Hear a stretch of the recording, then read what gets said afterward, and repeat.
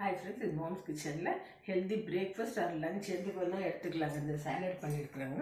அதுக்கு என்னென்ன தேவையான பொருட்கள் சொல்கிறாங்க. கார்ன் வேக வச்சுருக்குறாங்க, குக்கும்பரு, கேரட்டு, ஆனியனுங்க, டமோட்டா, சால்ட்டு, கொரியண்டர் லீஃபு, கேர்டுங்க, ஓரிகானோ வச்சுருக்குறாங்க.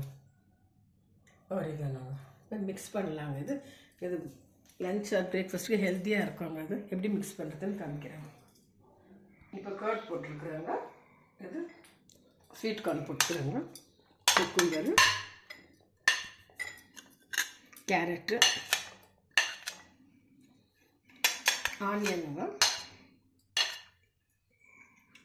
டொமேட்டோ, சால்ட் போட்டுக்கலாங்க. மிக்ஸ் பண்ணிக்கலாங்க.